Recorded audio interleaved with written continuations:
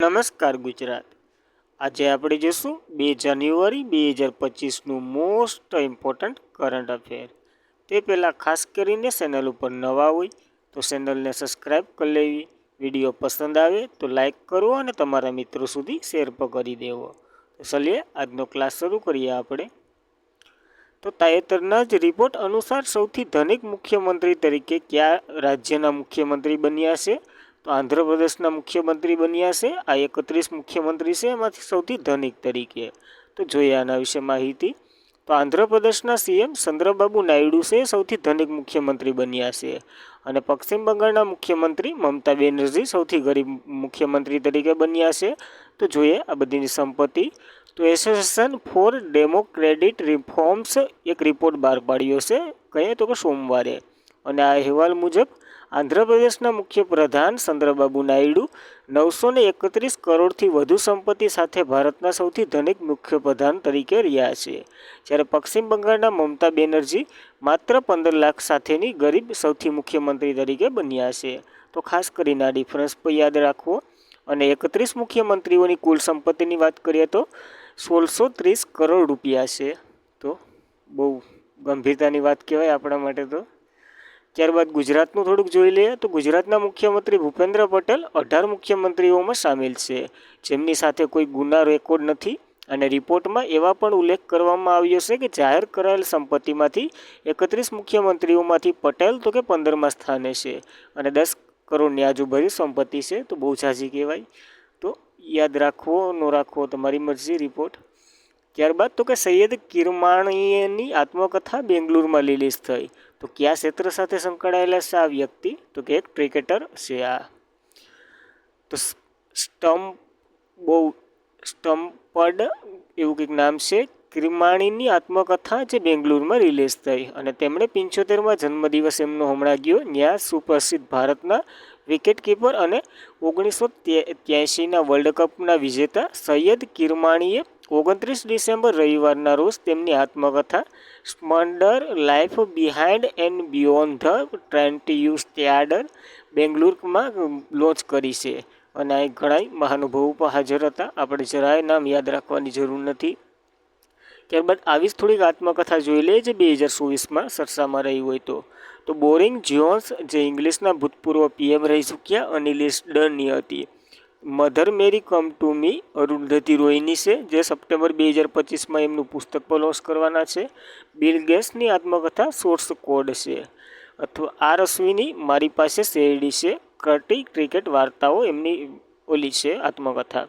સુપ્રસિદ્ધ ટેનિસ ખેલાડી જયદીપ મુખર્જીની આત્મકથા ક્રોસ કોડ છે, જ્યારે MS ધોનીની પ્રો કે અબ્દુલ ગફ્ફાર આત્મકથા લખી હતી અજાણ્યા સાક્ષી। તમિલનાડુના મુખ્યમંત્રી MK સ્ટાલિનની આત્મકથા ઉંગાલીય ઓરિવોન છે, જ્યારે ઈરાનના જે PM બેન્જામિન નેતન્યાહુની આત્મકથા બીબી મારી વાર્તા છે। NK સિંઘ, જે 15મા નાણામંત્રી એટલે કે નાણાં પંચના અધ્યક્ષ રહી ચૂક્યા, પાવર ઓફ ધ પ્રોટેસ્ટ એમની આત્મકથા છે, અને સોનુ સૂદની આત્મકથા હુંનો મસીહા છું। તો ખાસ કરીને આ ચર્ચામાં રહેલી આત્મકથાઓ પર જોઈ લેવી। ત્યારબાદ એટલે કે DBS બેંકના ઇન્ડિયા છે એના જે CEO તરીકે કોની નિમણૂક કરવામાં આવી છે? તો હાલ જ રંજત વર્માની નિમણૂક કરવામાં આવી છે આ પદ માટે।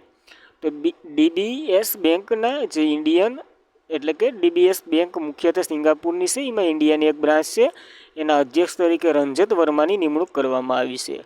તો રંજત વર્મા 1 માર્ચ 2025ના રોજ જે આનું પદ પૂરું થવાનું છે કેનું? તો કે સુરજીત સોમોનું જે પદ પૂરું થવાનું છે એ પછી આ સાર સંભાળવાના છે રંજત વર્મા।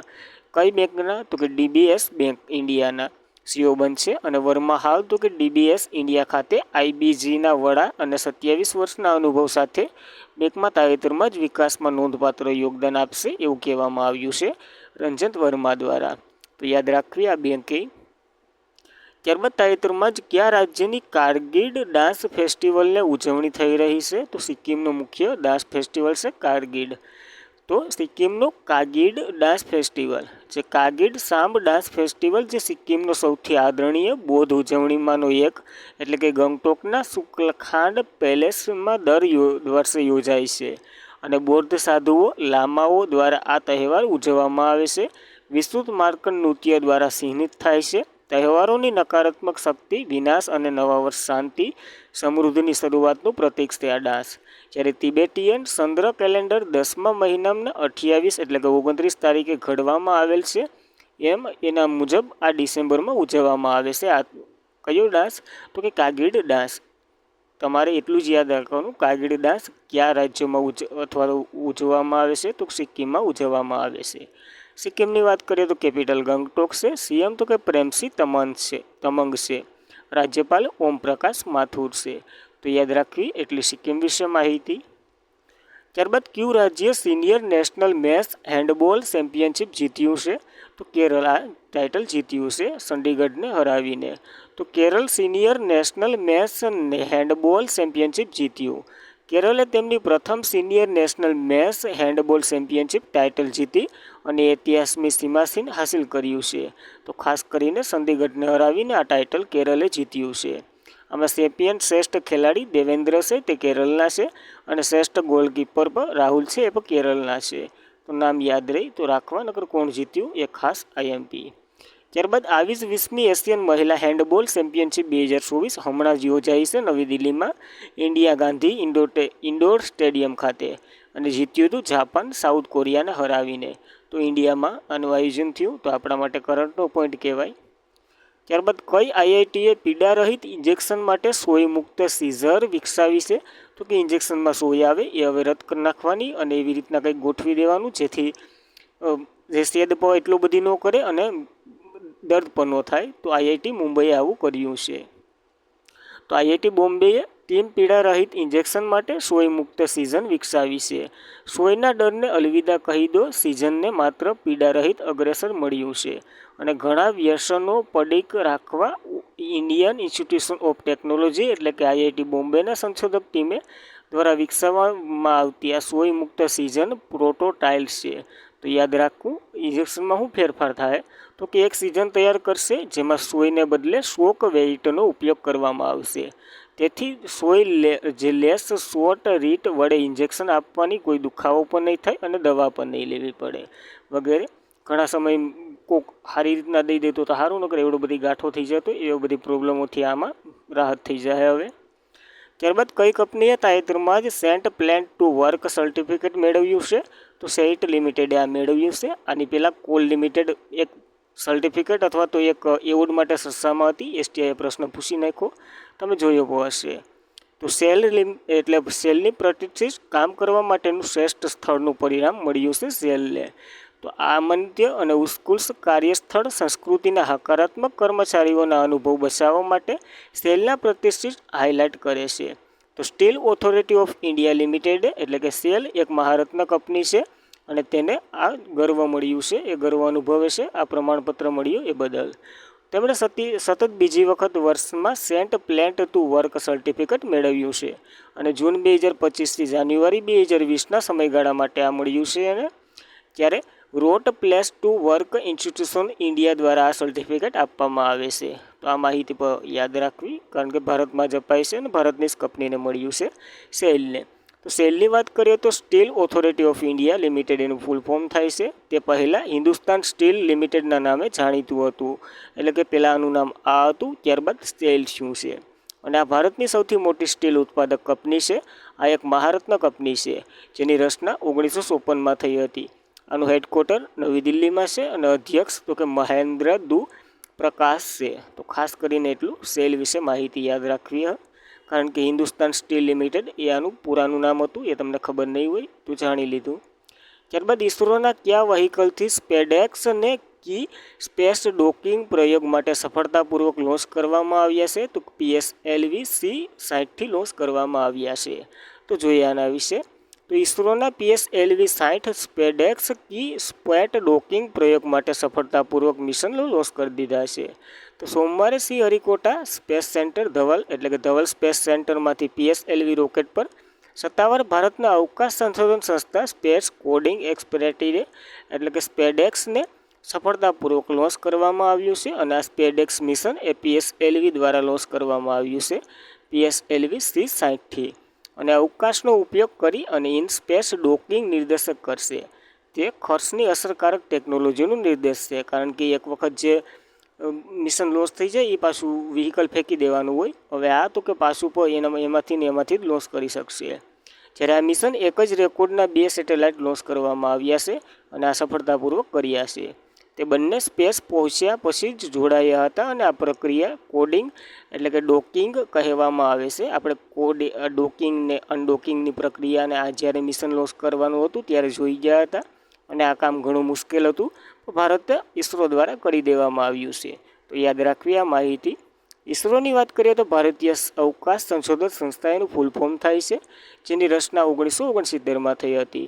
હેડક્વાર્ટર બેંગ્લોરમાં આવેલું છે. અધ્યક્ષો કે સોમનાથન છે, જ્યારે ભારતના રોકેટમેન કે શિવાંગ તરીકે ઓળખવામાં આવે છે. આ જ્યારે કોમ્પિટિટિવ એક્ઝામ લેવાતી ત્યારે બહુ પ્રશ્ન પૂછાયા આ બધી. સૂત્ર તો કે માનવજાતની સેવામાં સ્પેસ ટેકનોલોજી અને અધ્યક્ષ તો કે સોમનાથન છે. એના ઘણા એવોર્ડો પણ મળી ચૂક્યા છે. ચંદ્રયાન-3ને પણ ઘણા એવોર્ડો મળ્યા છે. તો યાદ રાખવા. જ્યારે ભારતનો પહેલો કાચનો પુલ કયા રાજ્યએ ખુલ્લો મૂક્યો છે? તો તમિલનાડુએ મૂક્યો છે એના મુખ્યમંત્રી દ્વારા. તો ભારતનો પહેલો કાચનો પુલ હવે કન્યાકુમારીમાં ખુલ્લો મૂક્યો છે. તમિલનાડુના મુખ્યપ્રધાન M.K. સ્ટાલિન ભારતના પ્રથમ કાચનો પુલનું અનાવરણ કર્યું.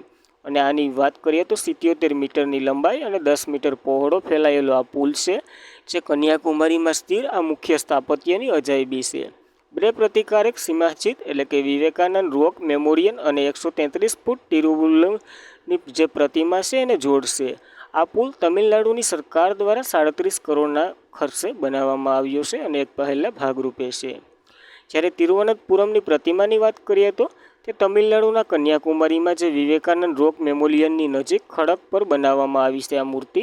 રાજ્ય સરકારે આ વિશાળ પ્રતિમાને સત્તાવાર રીતે બૃહદકી પ્રતિમાનું નામ આપ્યું છે. આની ઊંચાઈ 133 ફૂટ છે અને 41 મીટરમાં વાત કરીએ તો. જ્યારે તો યાદ રાખવી આ પ્રતિમા પણ, કારણ કે ગમે એ પ્રતિમાઓ પણ પૂછાઈ જાય છે. તો વિશ્વનો સૌથી લાંબો કાચનો પુલ વિયેતનામમાં બનાવવામાં આવ્યો હતો. આ કાચનો પુલ છે એટલા માટે જોઈએ.